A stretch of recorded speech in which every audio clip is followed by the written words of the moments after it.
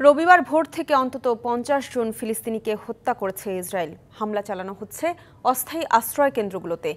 এতে ভয়াবহ মানবিক সংকটের মুখে গাজাবাসী। এরই মধ্যে মধ্য গাজার দেইর আল বালাহ শহর থেকে বাসিন্দাদের সরে যাওয়ার নির্দেশ দিয়েছে ইসরায়েল। জাতিসংঘ বলছে, সব ধরনের ত্রাণ সহায়তা বন্ধ থাকায় হুমকির মুখে রয়েছে উপত্যকাটির ১০ লাখ শিশু। কাঁদছে বিশ্ব মানবতার বাণী। গাজা জুড়ে আর্তনাদ, হাহাকার। সব প্রতিবাদ, আবেদন উপেক্ষা করে পোড়ামাটি নীতি নিয়ে গাজায় হামলা অব্যাহত রেখেছে ইসরায়েল।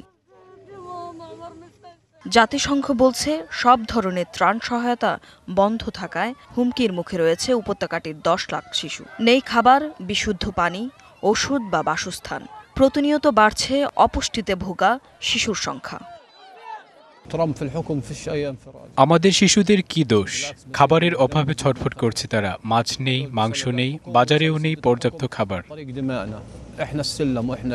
বোমা হামলা চালানো হয়েছে খান ইউনিসের নাসের হাসপাতালের কাছে সাংবাদিকদের আশ্রয় কেন্দ্রে। এতে নিহত হয়েছে অন্তত ২ জন, আহত হয়েছেন অন্তত ৭ সংবাদকর্মী। এছাড়া মধ্য গাজার দেইর এল বালা শহরের পশ্চিমে একটি আবাসিক ভবনেও হামলায় হতাহতের ঘটনা ঘটেছে। শহরের আশেপাশের এলাকা ছেড়ে যাওয়ার হুকুম দেয়া হয়েছে। ইসরায়েলের তাণ্ডব অব্যাহত ছিল মধ্য গাজার আল আকসা হাসপাতালের কাছে। এতে আহত হয়েছে বেশ কয়েকজন। লিলি হালাল বিউটি সোপ, বিএসটিআই কর্তৃক সনদপ্রাপ্ত দেশের প্রথম হালাল বিউটি সোপ। দীপ্তিময় উজ্জ্বল ত্বকের জন্য।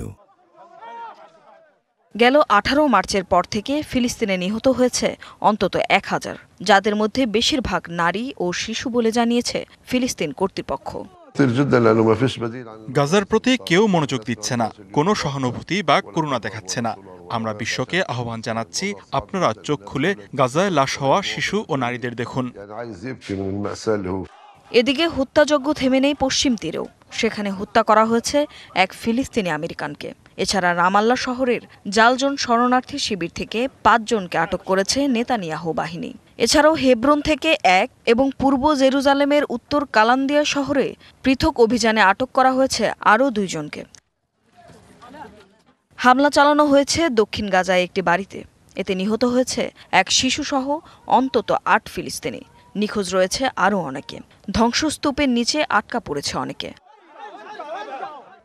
গাজায় ইসরায়েলি হামলায় এখন পর্যন্ত নিহত হয়েছে ৫০,০০০ ফিলিস্তিনি। এদিকে গণহত্যার প্রতিবাদে রবিবার ইসরায়েলের দক্ষিণে প্রায় ১০টি ক্ষেপণাস্ত্র নিক্ষেপ করে Hamas. Tumpa Tarafdar, DBC news desk.